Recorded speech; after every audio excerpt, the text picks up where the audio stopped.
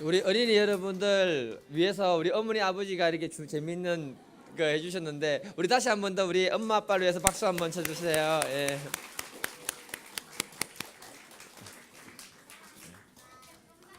네, 오늘의 말씀입니다. 마가복음 10장 13절에서 16절입니다.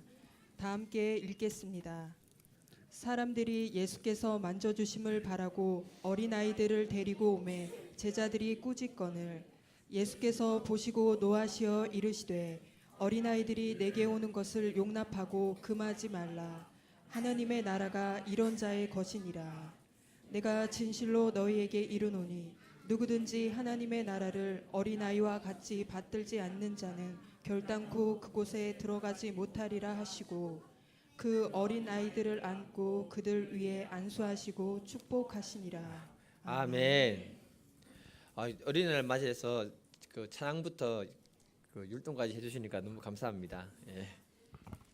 우리 제목 같이 한번 읽어보겠습니다. 예, 시작.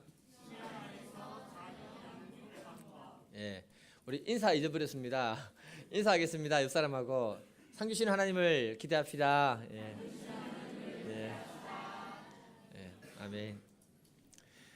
말씀 들어가기 전에요. 제가 질문이 하나 있어요. 여기 계시는 분들 중에는 저보다 선배님들이 많이 계셔가지고 자녀들을 양육을 이미 하신 분들이 많기 때문에 질문이 하나 있는데요.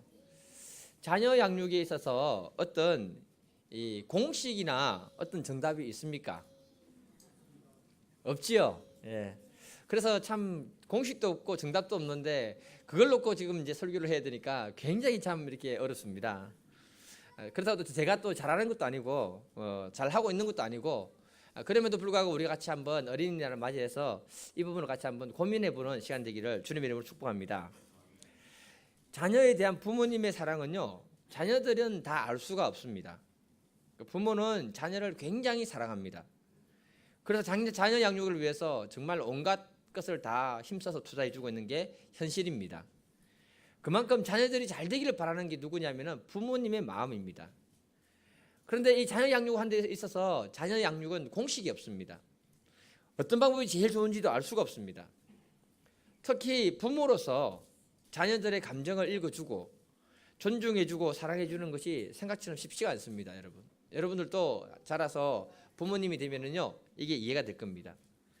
사랑하는 가족이기 때문에 잘 됐으면 좋겠는데 오히려 상처를 줄 때가 많고요 어려워지는 경우들이 더 많습니다.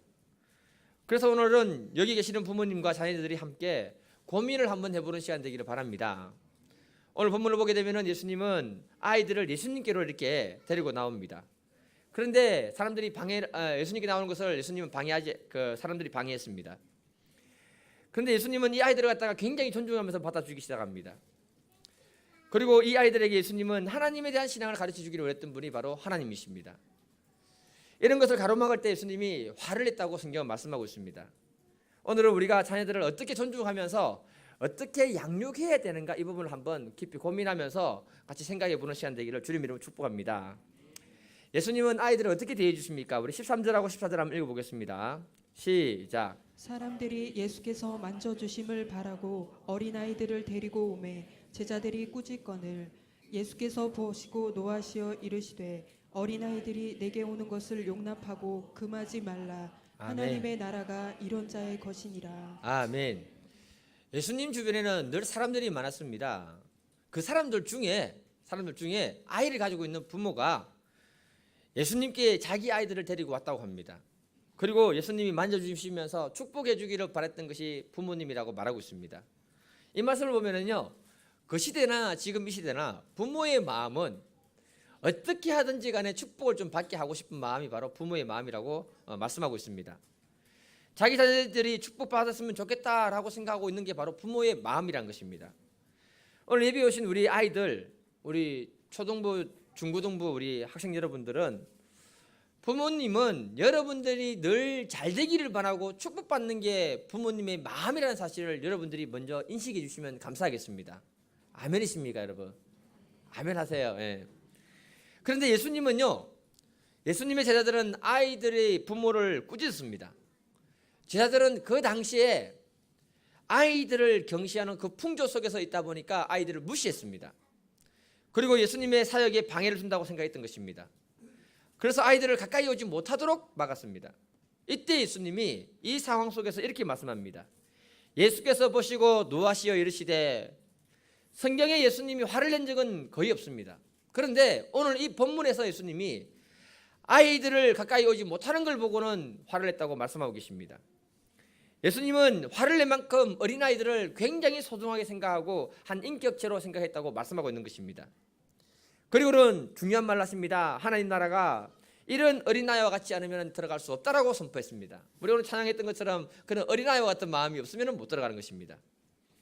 오늘 말씀이 우리에게 주는 교훈은 다른 것이 아닙니다. 예수님도 어린아이들을 굉장히 존중하면서 인격체로 생각했다는 것입니다. 그리고 아이들을 사랑하고 축복하기를 원했던 분이 바로 예수님이라고 말씀하고 계십니다. 그만큼 우리 아이들은 소중하다고 이렇게 말씀하고 있는 것입니다. 그러면 저와 여러분들이 고민해야 되는 것이 뭐냐면, 우리 자녀들을 어떻게 하면 인격적으로 존중하면서 잘 키울 수 있을까? 이 부분의 문제를 한번 고민해 볼 필요가 있습니다. 에베소서 6장 4절 한번 읽어보겠습니다. 시작. 비들아, 너희 자녀를 노엽게 하지 말고 오직 주의 교훈과 훈계로 양육하라.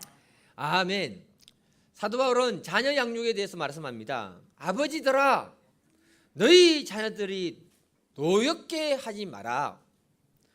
자녀 양육에 있어서 제일 먼저 선행되어야 되는 것이 있다면 부모가 자녀들의 마음을 상하게 하거나 화를 돋구는 일을 하지 말라고 말씀하고 계십니다. 이 말씀이요, 굉장히 쉽지 않는 말씀입니다.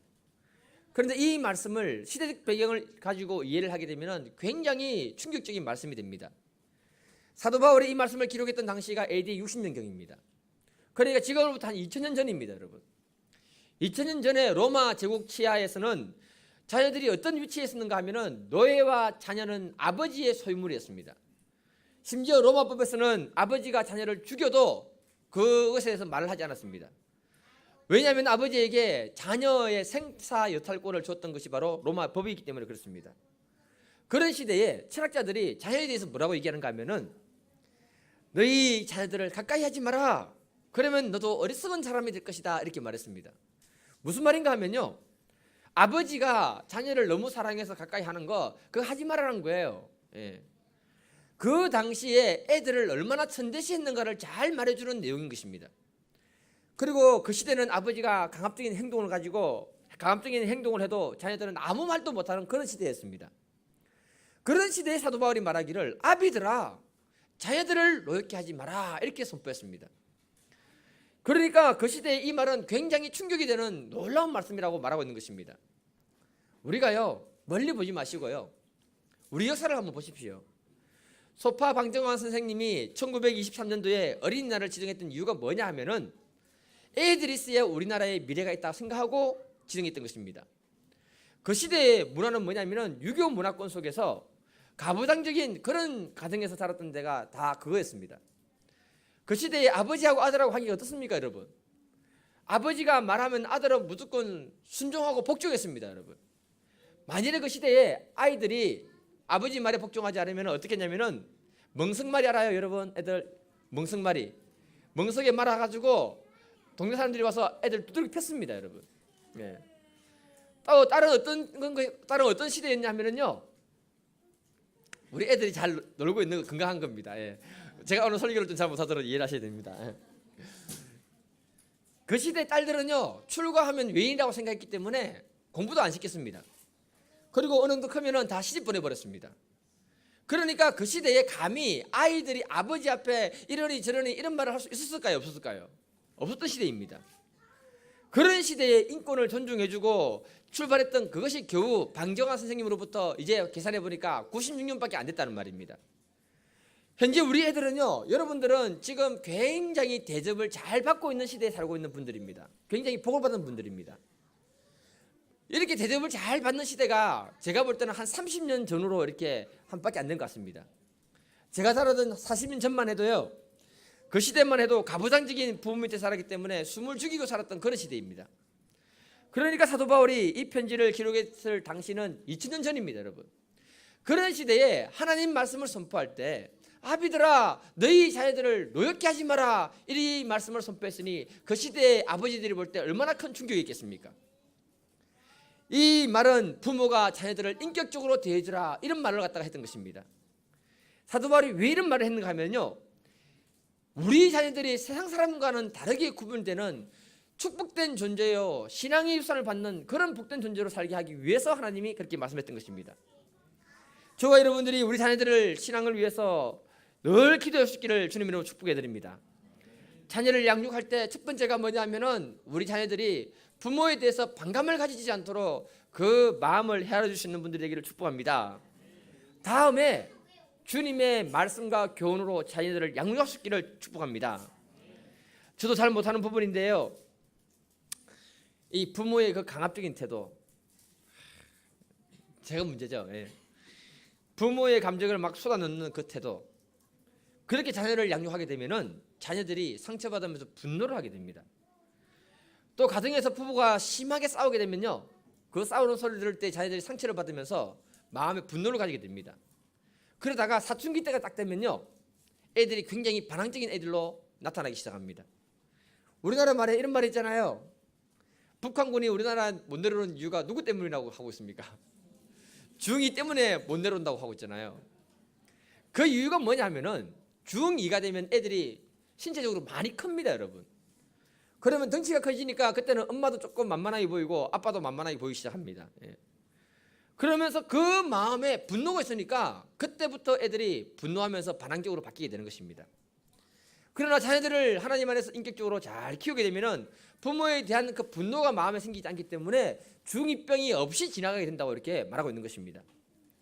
사실 저도 이 부분이 참 잘 안 되는 부분인데요, 자녀를 잘 양육하고 싶은데 이게 마음대로 잘 안 되는 경우가 너무나 많습니다. 그래서 제가 우리 보혜에게, 보혜야 너는 언제 존중받는 느낌이 드냐 물었더니 아주 구체적으로 말했습니다. 첫째, 이거 우리 딸의 얘기 아니고 여러분들 자녀들의 얘기라고 한번 들어보세요. 첫째, 자기의 의견을 잘 수렴해 줄 것. 둘째, 사소한 말 하나하나까지 기억하고 챙겨주는 세심한 배려가 있을 것. 셋째, 사소한 것 하나하나 칭찬해 줄 것. 넷째, 부모의 부수품으로 보는 것이 아니라 하나의 인격죄로 여겨줄 것. 다섯째, 어리다고 무시하지 말 것. 여섯째, 자식이 좋아하는 것을 잘 파악할 것. 일곱째, 많아요. 귀찮다고 생각하지 말고 이러이러한 점이 나와 다른 점이라고 구체적으로 설명해 줄 것. 참 존중하면서 키우기가 쉽지 않습니다, 여러분. 그런데 제가 이 말씀을 준비하면서 성경을 읽으면서 하나님이 우리를 양육하신 방법이 무엇일까를 제가 한번 생각해 봤습니다. 여러분, 하나님이 우리를 인격적으로 양육했던 방법이 바로 뭐냐면은 약속을 기준으로 해서 하나님이 우리를 양육했습니다. 하나님이 아브라함을 부르실 때 보면은 약속의 말씀을 주셨습니다. 그 약속의 말씀을 근거로 축복을 해주시고요, 아브라함이 약속의 말씀을 놓치고 설 때는 하나님이 약속의 말씀을 근거로 해서 책망을 했습니다. 하나님이 우리를 존중하는 방법이 바로 뭐냐면 하나님의 약속이라는 것입니다. 그래서 히브리서 6장 13절부터 보게 되면 무슨 말을 하는가 하면 하나님이 아브라함을 부르시고 축복하시겠다고 맹세하십니다. 그리고 그 축복을 맹세하신 다음에 축복하신 게 뭐냐면 6장 14절에 보면 내가 반드시 내게 복주고 복주며 너를 번성케 하고 번성케 하리라. 하나님은 아브라함에게 약속하셨고 아브라함은 오래 참고 그 약속을 받아 누렸다고 말씀하고 있습니다. 그렇게 하신 것이 뭐냐면 히브리서 6장 17절인데 같이 한번 읽어보겠습니다. 시작. 하나님은 약속을 기업으로 받는 자들에게 그 뜻이 변하지 아니함을 충분히 나타내시려고 그 일을 맹세로 보증하셨나니. 아멘. 그러니까 이 말의 의미는 뭐냐면요, 하나님은 약속하신 대로 행하시는 분이라고 말씀하고 있는 것입니다. 그리고 그 약속은 변하지 않는다고 말씀하고 계십니다. 하나님은 약속을 가지고 우리를 축복하시고요, 그 약속으로 때로는 우리는 책망할 때가 있는 것입니다. 그러면서 우리를 가장 인격적으로 하나님이 양육했던 방법이 바로 뭐냐면 하나님의 약속이라고 말씀하고 있는 겁니다. 그래서 저와 여러분들이 하나님의 약속의 말씀을 믿고 기도를 하면 하나님은 신실하게 이행할 책임이 있는 분이 하나님인 것입니다. 이 방법을 통해서 하나님은 우리가 하나님이 누구인지를 가르쳐 주시고 하나님을 드러냈습니다. 그래서 우리들이 자녀들을 양육할 때 자녀들의 그 감정을 건드리지 않으면서 또 부모도 존중받는 방법이 뭐냐 하면은 축복의 약속을 근거로 해서 자녀들을 갖다가 양육할 수 있기를 축복합니다.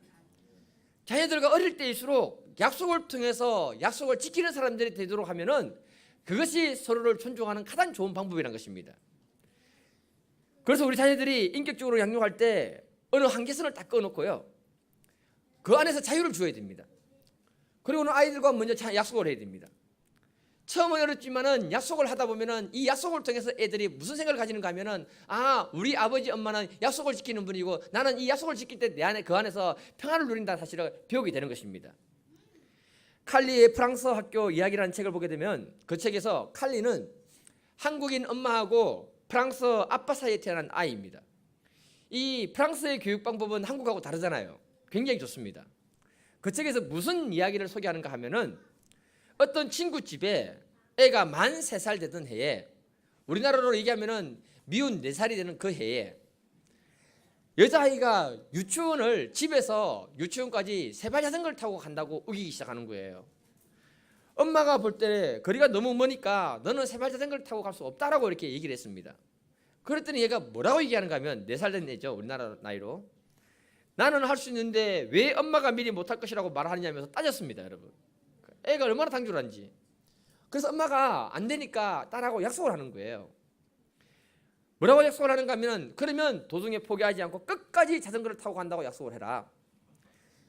그 약속을 받고 난 다음에 세발 자전거를 태워가지고 이 아이가 가는 거예요. 차로 10분밖에 안 걸리는 거리지만은 얘는 자전거를 타고 가는 겁니다. 그 날이 초여름이라고 했습니다. 날은 점점 더워지고 자전거를 타고 가니까 얘가 지쳐가지고 힘들고 죽을 지경이 된 것입니다. 그런데 중요한 건 뭐냐면은 엄마하고 약속을 했잖아요. 약속을 했으니까 도중에 포기는 못하고 그 자전거를 타고 끝까지 가야 되는 그런 상황이 된 겁니다. 사실 엄마도 바쁜데 얘 때문에 꼭 참고 따라가 준 겁니다.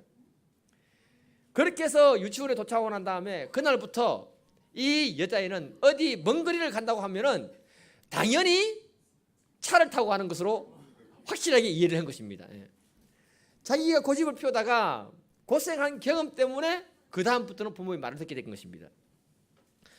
자녀의 교육에 중요한 것이 뭐냐면요, 자녀도 부모를 존중해 줘야 되고요, 자녀들도 부모를 존중해 줘야 됩니다. 그렇게 키우는 가장 좋은 방법이 바로 뭐냐면은 약속이라고 말씀하고 있는 것입니다. 그 약속을 자녀들이 지켰을 때는 반드시 보상이 있어야 됩니다. 그리고 칭찬이 있어야 됩니다. 반면에 약속에 대한 책임을 반드시 지도록 돕는 것이 바로 부모가 해야 할 일입니다. 그럴 때 그 아이가 자기도 존중받으면서 부모도 존중받으면서 우리가 양육할 수 있는 가장 좋은 방법이라고 말하고 있는 것입니다.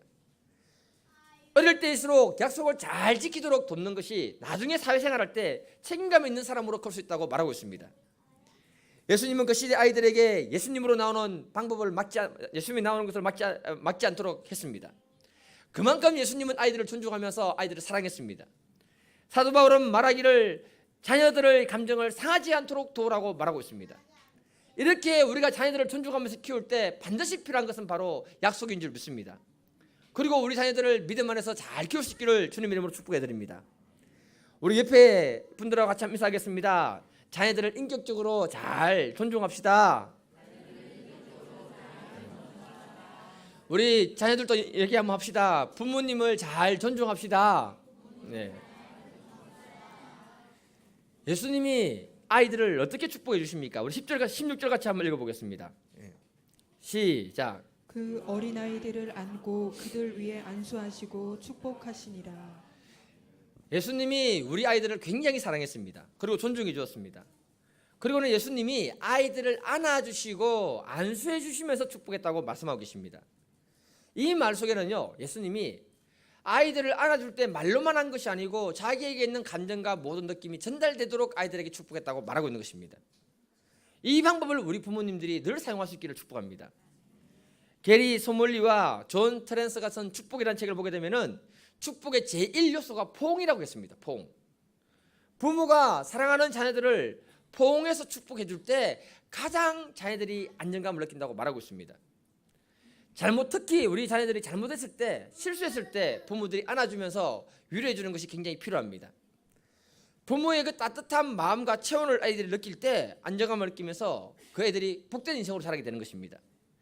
그래서 예수님이 이 아이들을 축복하실 때 안아주시고 안수하시면서 축복하셨다 이렇게 말씀하는 것입니다. 말뿐만 아니라 우리에게 있는 그 마음과 그 느낌들이 아이들에게 다 전달될 수 있도록 우리가 해야 한다는 것입니다.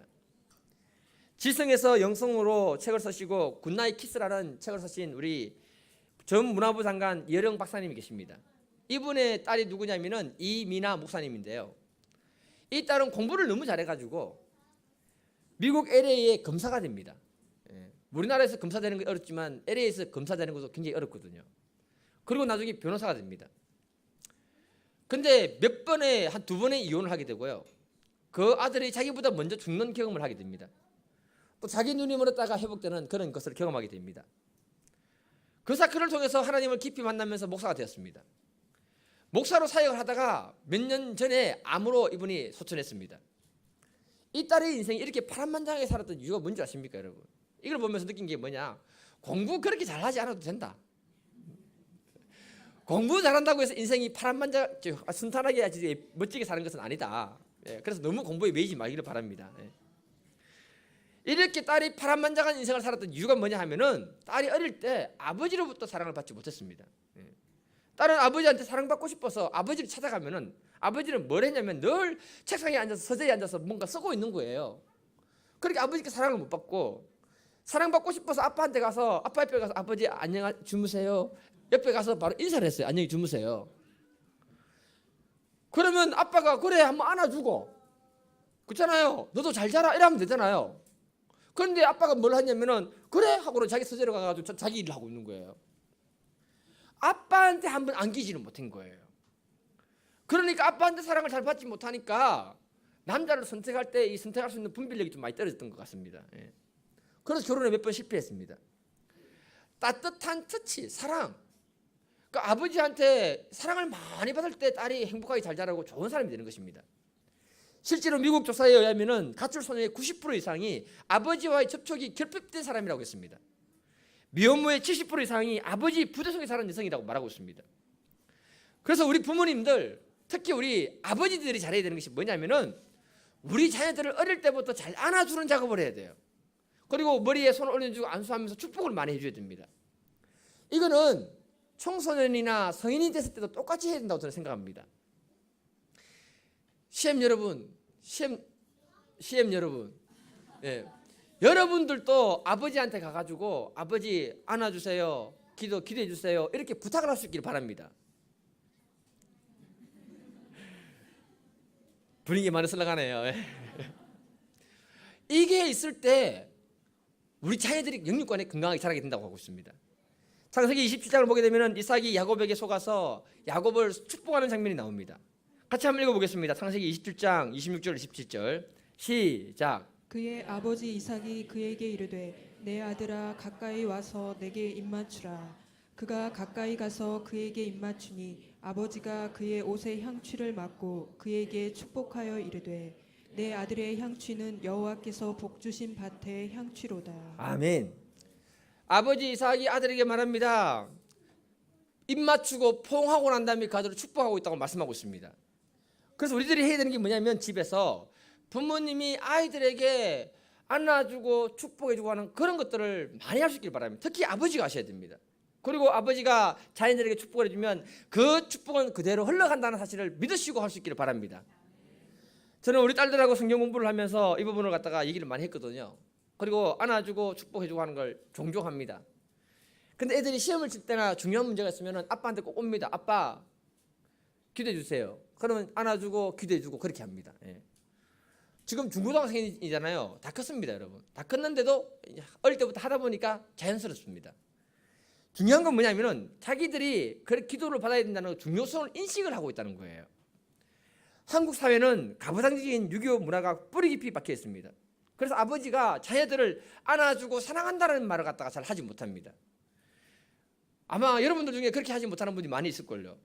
저도 자라면서 아버지한테 한번 아버지가 안아주면서 아들아 사랑한다 이 말 한번 들어본 적이 없습니다. 어머니도 보면 그렇게 해준 게 거의 없었습니다. 이게 뭐냐 하면은 과거 한국의 가부장적인 그 문화 속에서 나온 그 잔재되는 것입니다.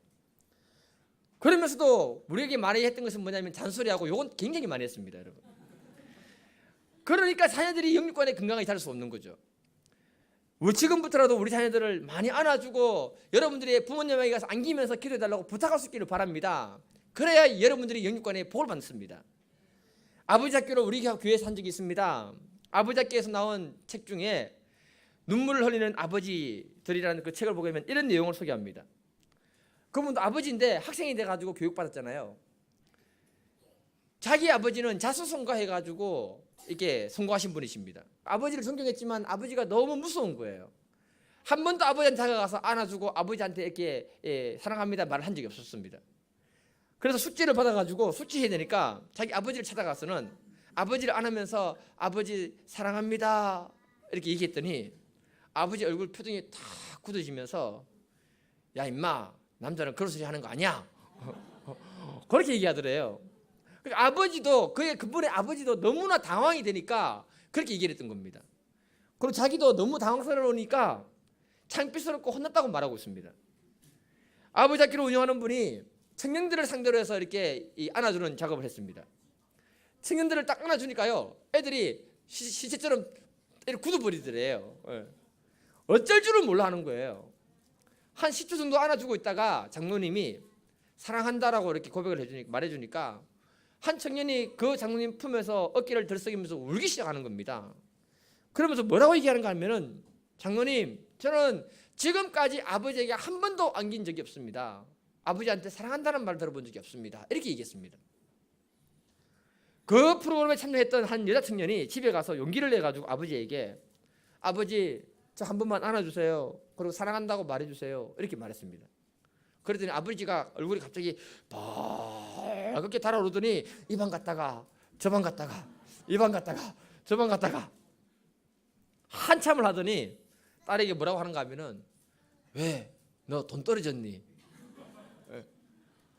그러니까 이게 뭐냐면은 한국 사회의 현실이라는 것입니다. 우리가 잘 아는 탕자 있지 않습니까?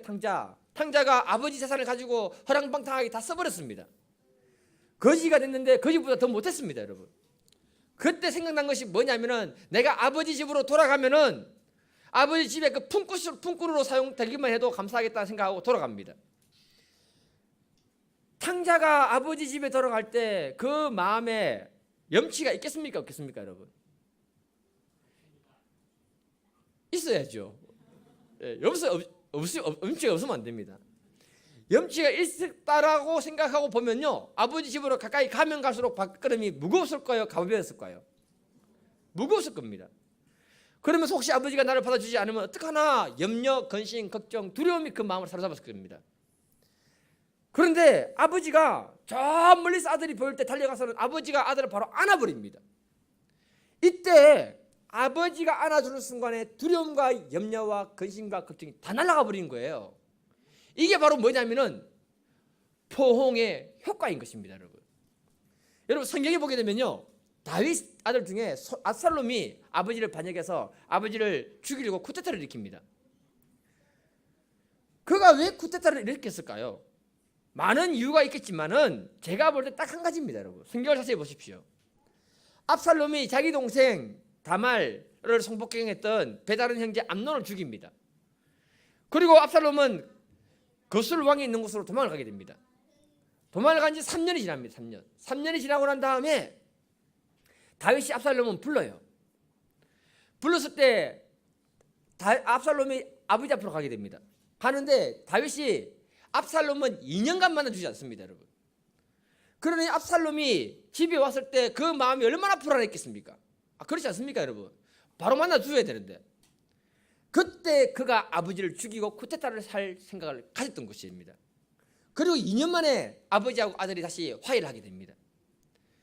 그 이후의 성경을 보면은 바로 쿠데타를 어떻게 일으키는지 그걸 기록하고 있습니다. 무슨 말인가 하면요 다윗의 삶에 큰 비극이 왔는데 그 비극을 막을 수 있는 좋은 방법이 뭐냐 하면은 압살롬이 왔을 때 그때 아버지가 그 아들을 안아줘 버렸으면 끝났던 문제였습니다. 그런데 그것을 하지 않았을 때 그 아들은 마음에 원한에 맺히면서 다른 생각을 가지고 있다가 그 가정이 그렇게 비극이 일어났다고 성경은 말하고 있는 것입니다. 우리 자녀들을 정신적으로 육체적으로 건강하게 만드는 요소는 3가지입니다, 여러분. 첫 번째는 좋은 음식을 많이 주시고요. 두 번째는 신체적인 접촉. 세 번째는 좋은 언어입니다, 여러분. 굉장히 어렵지만은 우리가 이것을 잘 실천할 수 있기를 주님의 이름으로 축복합니다. 마무리하겠습니다. 우리가 이 시대에 자녀들을 잘 키워야 되는 이유는 다른 것이 아닙니다. 우리의 신앙을 자녀들에게 유산으로 넘겨줘야 하기 때문에 그런 것입니다. 그래서 예수님은 아이들이 자기에게 오는 것을 막지 않았습니다. 아이들을 존중해 주었습니다. 아이들과 같이 순수하지 않으면 천국에 들어갈 수 없다고 할 정도로 말씀했습니다. 또 사도 바울은 아비들아 너희 자녀들을 노엽게 하지 말라 이렇게 말했습니다. 그만큼 하나님은 자녀를 존중하며 양육하기를 원하신다고 말씀하고 계십니다. 우리가 좋은 부모가 되고 좋은 아버지가 되는 것이 쉽지가 않지만 우리가 이것을 기도 제목으로 삼고 우리 자녀를 이렇게 키울 수 있기를 주님의 이름으로 축복해 드립니다. 오늘 시간 같이 우리 한번 기도할 때 우리 자녀들이 주님 안에서 인격적으로 잘 자라서 하나님께 쓰임받는 그런 복된 자녀가 될 수 있도록 우리 이 시간 같이 한번 기도하겠습니다. 주여 아버지 하나님 감사합니다. 주님 참 우리 참 아이들을 복을 주시고 참 주님 안에서 아이들을 참 영육간에 잘 양육할 수 있도록 도와주시기를 간절히 기도드립니다. 아버지 하나님 참 아이들이 참 귀합니다.